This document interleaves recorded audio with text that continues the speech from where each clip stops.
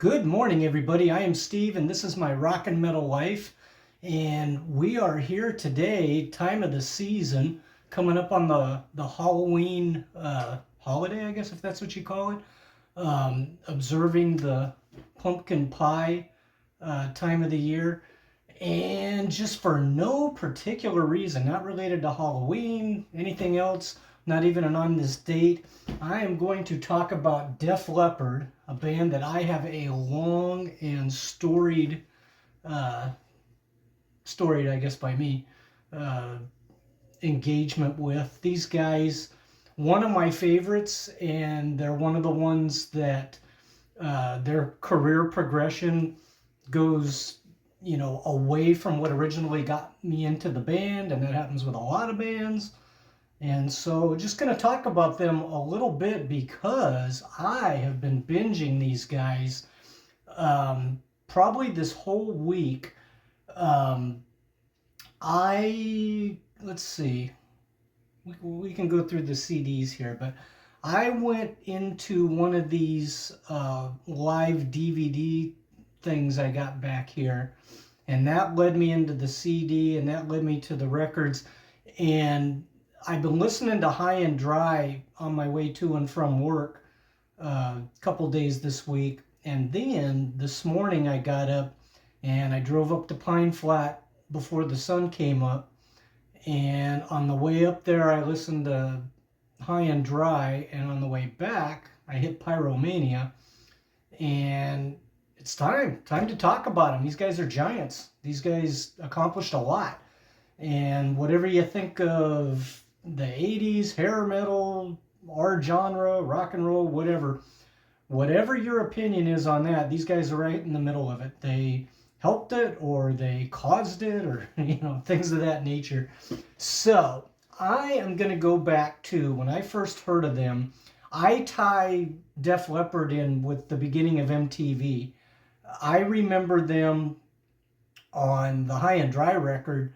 I remember them having videos on MTV when it first came out, and not everybody had MTV, and we didn't have cable, but I went to people's houses and I saw it there, and yeah, they were getting played.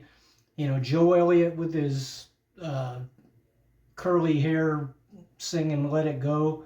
I saw that stuff on MTV. Like, for me personally, I know everybody says, "Oh yeah, video killed the radio stars," the first video, and so on and so forth. That to me is like the first thing that comes to mind when I think of the beginning of MTV. Could only imagine what it was because I hadn't seen it. And then when I did see it, these guys popped up like almost right away, and I dug it. And I remember being in auto shop in high school, and I remember the rocker guys in there were talking about them and saying that, like, one guy said they were all like only 16 years old, which I don't think was true at that point, right? Maybe when they got signed, but anyway, they were young. They were really, really young. So I'm all in on High and Dry, and I went out and I got that, probably this cassette right here, because I don't think I ever owned it on record. But I went out and I bought this, and oh, this one's got Me and My Wine, so I do believe this came later, because I'm pretty sure I had a different one that I wore out. But anyways, so I was all in with them, and then here came Pyromania, and great record, but you can see where they're probably going here. And then when Hysteria comes out, we get this big explosion of like what they like everything they ever wanted to do, it seems like, with the lineup changes, the people they got in the band at that point, and everything they wanted to do as a band. Specifically, Joe Elliott says he wanted to be the biggest band in the world, and he got there. He definitely got there. And so Hysteria put them in this other whole category.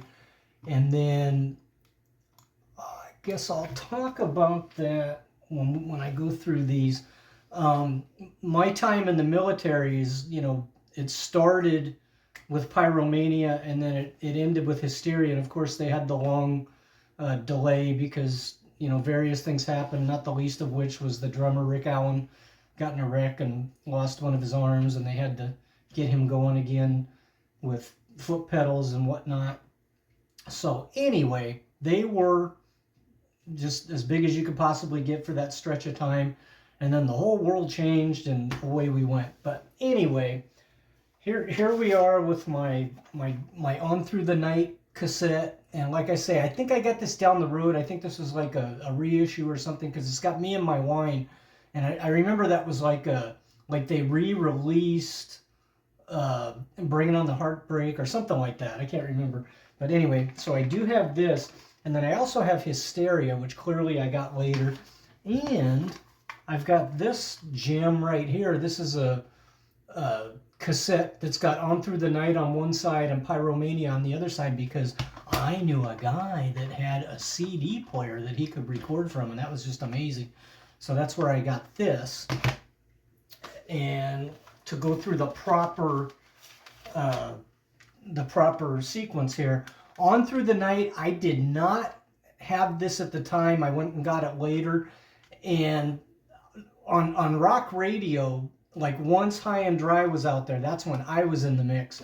And I did hear Rock Brigade, I heard Hello America, and I heard Wasted. I knew those songs from this, and it took me years to get it, but I did.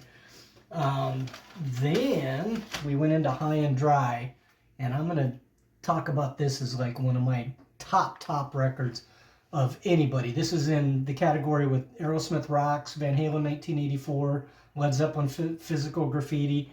It's not like those.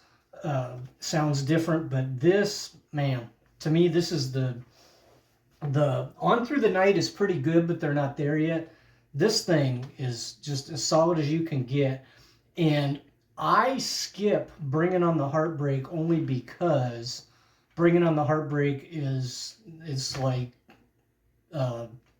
You Shook Me All Night Long, or Rock and Roll All Night. I really could go the rest of my life and never listen to it again because it got overplayed. But, good song, great song, and I'm glad they did it, but I just don't need it anymore. So, Let It Go, okay? Probably like some, not the greatest of lyrics, but these were the times. But great song, great build-up, great energy, great two guitar, right in your face, and then Joe Elliott, screamer at this time. Saturday Night High and Dry. Oh, I'm sorry, Another Hit and Run. Yeah, ooh, probably maybe my favorite song on this record. Another Hit and Run. That's a great one. Saturday Night High and Dry. Bringing on the Heartbreak. Switch 625. Everybody loves that, and I'm glad that lately they've been playing it. I don't know about this most recent tour, but I've seen it on their set list, and that's great. You Got Me Running, pretty good. Lady Strange, pretty good. On Through the Night, I really like that. And then Mirror, Mirror. That was the song that grabbed me off of here. Probably, I think I probably saw the Let It Go, the performance video, and then I heard Mirror, Mirror after that. And I remember there was a stretch where I heard Mirror, Mirror, but I wasn't for sure who it was, which is absurd now because it's quite obviously these guys. But anyway, there's that, and then there's No, No, No, which is a pretty cool, pretty cool, just like straight ahead banger, almost like like Scorpions Dynamite or something like that. In my guitar playing endeavor, there's stuff on here I can play, so, good stuff here. Absolutely love this CD. Pyromania, I do not have. I don't have it on cassette or CD. And obviously I had both. I had the cassette when I was in high school, and I bought the CD later.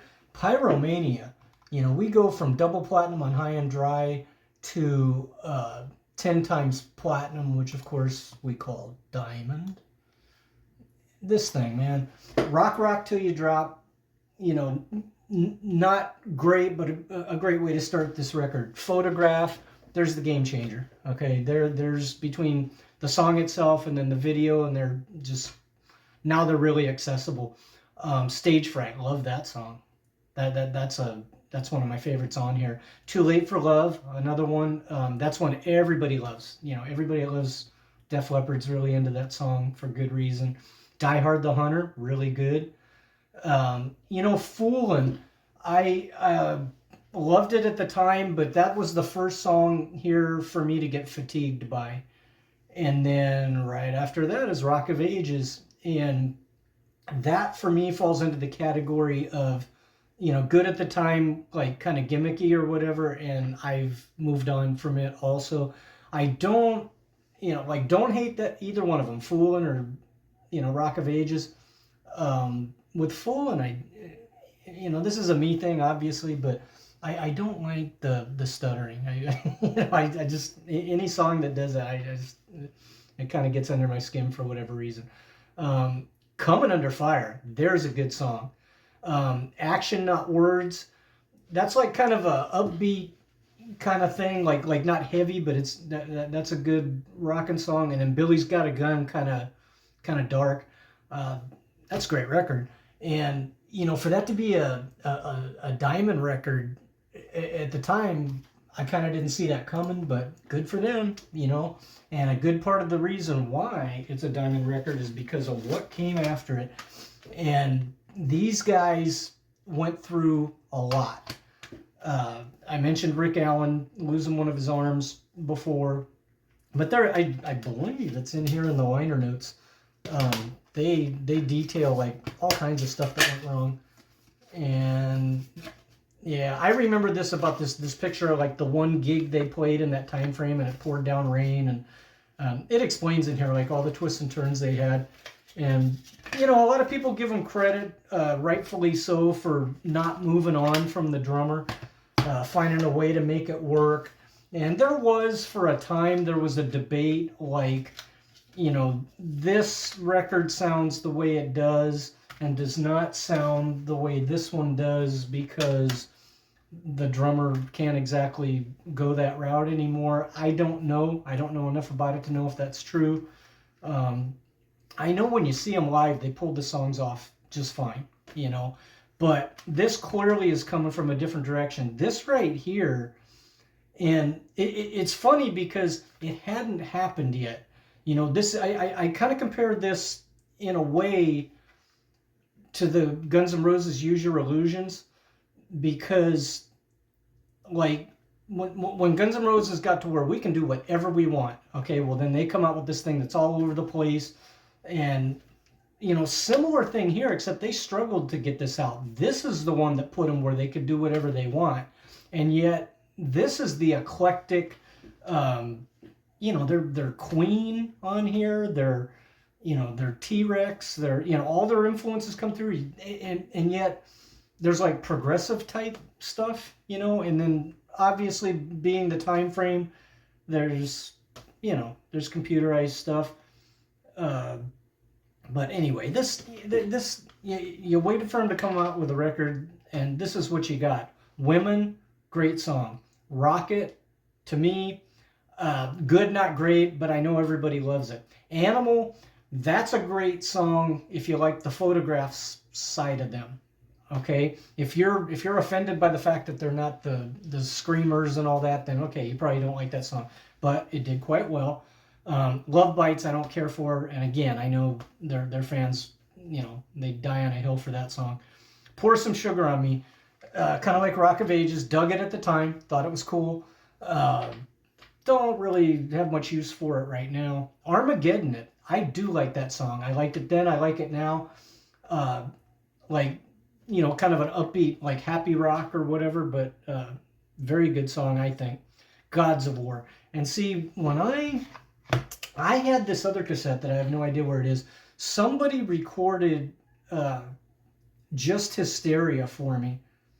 And he recorded it like side 2 first and then side 1. And so like I went a number of years thinking Gods of War was the first song on the record. Okay, Gods of War, Don't Shoot Shotgun and Run Riot. We're almost in this territory right here. Very different. It does not sound like that, but those are some bangers. Okay, Gods of War, more of a burner than, like, say, Don't Shoot Shotgun and Run Riot. Those are like Stage Fright and those fast paced right at you ones. And then you get Hysteria. Again, I just don't connect with the ballads with these guys, but it's not like I can't stand them. they're all right. And at the time, I played it through quite a bit, but that's not really what I go to them for. Excitable is my guilty pleasure. Excitable is one I can't really defend why I like that because it's a little out of the box. But if you're on board with what they're doing, if you're on the Def Leppard train, if you like the path that they're on, that's perfect. That's a great one. And then I do like Love and Affection. After everything I said about their ballads, I like that one. So this thing came out and I was really against it. And I refused to listen to it because I think Animal was first. Gosh, I can't remember. But this record famously had probably the longest shelf life, in history at that time. And I, did not look this up. Once again, not prepared yet. I'm recording. But this thing came out, went up, started coming back down. Song after song after song keeps getting released.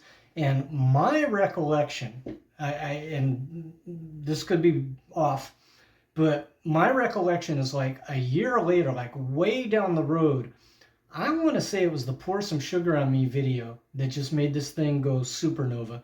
And it was already doing great. It had already been way up the charts. And then all of a sudden it was like they released new music and they didn't. And that thing came out in Armageddon, and they had the videos, the live videos, and they were doing the In the Round concerts. They captured that really well with those videos. But this thing just went on and on and on. If you got tired of them, that was too bad for you because they would not go away. I mean, this thing just went on forever, it seemed like. And then they were, the Def Leppard that we know now. And of course, you had the debate of the early stuff versus the later stuff. Hysteria came out in 87, and they did not come out with another studio record until Adrenalize in 92. And Adrenalize had the Let's Get Rocked video, which had the animation. And I never bought that record. And I'm going to look at it right now, and I don't know if I recognize even half of the songs. Heaven Is, I remember that one. Make Love Like a Man, I remember that. I don't know about Tonight, White Lightning. Stand Up, I remember that. Have You Ever Needed Someone So Bad? So there's some slow stuff on here. I Want to Touch You. And then Tear It Down, it seems like, where did I... That might have been a B-side to a single. I don't know. I had Tear It Down somewhere. Like maybe, did I buy a cassette single when that was on there? I don't know. I can't remember. But it seems like I knew of that song before this record came out, like back in the 80s. But anyway, that thing came out probably the tail end of the last time you could get away with putting out something like that before the roof caved in on our stuff. That thing went 3 times platinum. And then I stepped away because I didn't buy Adrenalize, and I didn't buy this either. And I saw the video for the song Slang, and I really didn't like it. And I said, good enough for me, And then, they changed their whole look and everything, which the look isn't everything, if you ask me. But in some ways, it's kind of telling, we're trying to do something completely different. And they did. And I was told years later, oh, man, I got back into that thing, and this thing aged really well. And, I bought it, and I just don't care for it, sorry. I think, how did they do on this one? US Gold, so they still charted back then, but yeah, not so much if you ask me. And then Euphoria, oh boy, I really like this. I guess I have no idea why I have 2 of these. I don't know the backstory. I was told, and it might have been an interview. I think it was an interview with Joe Elliott or maybe Phil Collin, and they said, it's Euphoria. That is it's the final in the trilogy of, Hysteria and Pyromania, Hysteria, Euphoria, play on words kind of thing. So I bought it, and I did not think it was all that great. And I'm looking at these songs, and almost nothing memorable. So, but I do remember thinking, okay, they clearly tried to put their sound back to the way it was, because you know, this is what, 99? Okay, so this is, as I've said over and over in these videos, dark days. 99 was the dark days. It was, you know, we were so lucky if we got to hear any of our stuff anywhere other than in a room by yourself. And they clearly, like, this didn't sound like slang at all, and it sounded like, you know, like Hysteria kind of stuff, but not just not all that great, if you ask me. So there's that. And then, is this the next one in sequence? It is. I bought this thing when it came out, and I'm just gonna move on because I did not care for this. I didn't like it. There was a ballad I thought was pretty good. Yeah, long way to go. I thought that was really good. However, is that what I want from Def Leppard? Not really. Now, looking at their catalog, they continued on, and they did just fine without me. They released Yeah in 06, Songs from the Sparkle Lounge. You know, I've made my way through these, and I want to say Def Leppard, the self-titled that came out in 16, I want to say Ace told me, the smartest guy I know when it comes to music, my son Ace, he told me this thing's pretty good. And I remember I listened to it at one point, and I agreed with him. Came out in 2015, so obviously it would have no impact if it's good. And then Diamond Star Halos 2022. They got some compilations. They got that Retroactive, which I thought was pretty cool. The cover of it had the girl looking in the mirror, and so she's here and the mirror's there. And then if you just step back just a little bit, it looks like a skull. But you know, her reflection here and her head over here, it's like the eyes. Pretty cool. I dig stuff like that. But then, yeah, they got compilations. That Retroactive was platinum. The Vault, the greatest hits that came out in 95, that went 5 times platinum. So, I mean, these guys are money-making machines. They could put out, they could do like Foreigner and Motley Crue and just keep putting out, you know, greatest hits all they, and it appears that they have. Best of Def Leppard in 04, Rock of Ages, the definitive collection in 05, that went platinum. The Story So Far, the best of in 2018. And yeah, so, you know, good for them. Bigger Than Life, I give them that.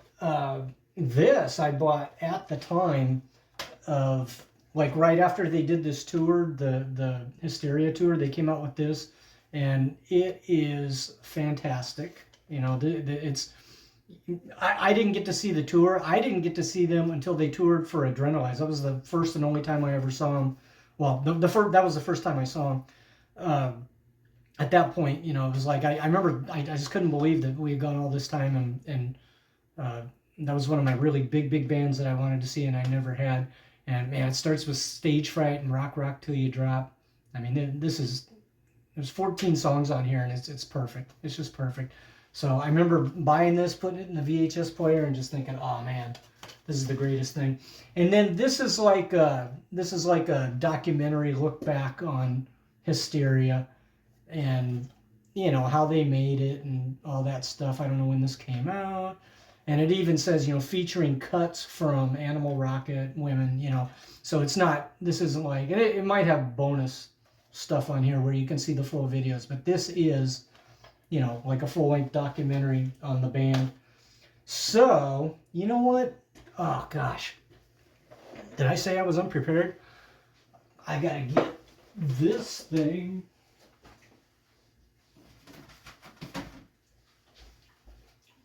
Look at that magic. Look at that magic. The Rock and Metal Life Studios. You know, I was here, I wasn't here, now I'm here. Okay, this thing. This is what I was talking about earlier. This kind of kicked off the whole thing for me lately. You know, and it just, with all my bands, you know, I don't need them to come out with a new record or anything like that. I don't need them to tour around here. You know, just anything that gets me sparked, and then away I go. I go right back down the journey, and that's what this is all about. That's what I'm talking about. That's, you know, I've said a million times, I'm not growing out of this. You know, it's not a phase I'm going through. So I've surrounded myself with all this stuff. This thing, I bought it at the time and God, when was that? It's Viva Hysteria. It's their residency they did in Las Vegas, and it was, gosh, can I not find this on here? It's on here somewhere. But anyway, this came out at a time, it was like on an anniversary for Hysteria, like not too long ago, and they did a weird thing, and they explain it all in here. What you get with this, you get a CD, audio CD, disc 1, disc 2, and then you get this DVD. And what they did was they did their residency, and obviously Def Leppard's the headliner. Well, for the opening band, they adopted these weird personas and costumes. They called themselves Def Leppard, and they played the old stuff, okay? Because the headlining show is obviously they're going to play Hysteria in its entirety. And so, and then they did a couple of encores. They did Rock of Ages and Photograph. But the Def Leppard sets, they played like all this other stuff. And gosh, yeah, they got Rock Brigade on here. Good Morning Freedom, Wasted. Mirror Mirror, you know, they played the older stuff, and it's, you know, I think I'm back to like, you know, what do they do when they can do anything they want? Well, here's one thing Def Leppard did. They like these personas that they adopted with the costumes and everything. They kind of looked like 70s people, you know, like yeah, I don't know, just like goofy hats and stuff like that. Like think of the first Judas Priest videos on Rock-a-Rolla. But anyway, I guess like Joe Elliott, he said like whatever, like their characters all had names, and he said his character was like kind of obnoxious, so he would like, you know, work the crowd way differently than he would as Joe Elliott leading Def Leppard. And so he was like, you know, come on, you gotta yell better than that. You know, we're opening for Def Leppard. We gotta get you going for those guys, you know. And then they would play all this like really super good stuff. So kind of weird, kind of clever. I think kind of British, but that's cool. But anyway, the DVD, something that really just kind of knocked me out about this thing. It opens with women. It does the record in order, and it opens with women. And you know how you got that long drawn out intro? It starts with the guitar, and it starts with Phil Collins. You know, he walks out all by himself out to the front of the ramp. You know, so he's way out in the audience, and you know he does that intro and boom, boom. You know, the band's back there and everything, and then they work their way up to where Joe comes out and says in the very beginning, and so Phil's done with his part, and Joe is coming up like, you know, straight ahead from the drums, you know, and they pass each other and they high five, and I mean it's just like, to me, it's like, hey, these are our guys. You know, if you were there for that and you saw them, you know, open the show like that, that's just perfect. You know, it's not, they didn't, you know, parachute in from an airplane. It's not something like totally outrageous. It was just cool. It was like, if you like this band, you know, if you like these guys, this is cool. There they are, you know, and away we go with this epic record. So I would highly recommend this to anybody. What you got to do, I guess maybe what you got to do if you're me, Joe's voice obviously is not what it was at the beginning. Okay, now I've got a coworker that this is her favorite band, like what Van Halen is to me. That's what Def Leppard is, and she goes and sees them all the time, and she swears to me that his voice is perfect. It's exactly like the records, and it isn't, right? And for a bit, I wasn't so okay with it. It was like, oh man, he had one of the great sirens, you know, and it's gone now. And okay, I will say this: the way they do the songs, yeah, he's a little lower. It's fine, okay. It works, and the backing vocals are good, so it works. It's fine. It's a little different.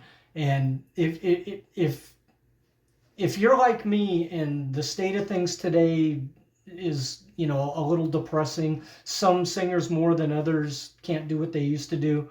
If that bugs you, then, you know, be warned if you haven't heard them lately. It's off, but it's not terrible. It's not like I've talked about other people on here that really are struggling these days. He's not really struggling. It's good. It's pretty good. Uh, but it is just a little bit different. The sound is different, and hey, doing this for 40 years, close to 50 years, then how do any of these guys' voices hold up? We're so lucky we got any of these guys. You go see the Scorpions. I mean, that guy is the air raid siren of all time. And can he do that now? No, not like he did on Blackout, but it's okay. It's good enough. I'm coming to terms with it. I'm the big complainer on that point. I'm the guy that kind of doesn't want to go see it because it's not going to be like, like I want to hear it. But this one right here, no problem. I think anybody can enjoy this. If you're a big fan of the band and you don't have this, I'd really recommend this. And then everything underneath Slang, I would recommend as well. The later ones, I don't know them, but as I said, the Def Leppard record, the self-titled, I remember I did enjoy that, and my son said it was good, and he knows everything, so that's about it. Def Leppard, what do you think? This is just my crazy detour? This is the road I'm going down this week. And next week, Van Halen's always in there. Van Halen always breaks up the, one of my trips here or there. I do a Van Halen record, but next week it could be, it could be Overkill, for crying out loud. It could be Aerosmith. It could be whomever. So anyway, that's that, and I'm probably going to make another video pretty quick about some Van Halen stuff, with the Alex Van Halen book coming out, and the live interviews he's done, the media engagement he's done as well. A lot to talk about there, being that that's the center of my universe. But right now, Def Leppard, love them, man. Love them. Go get it.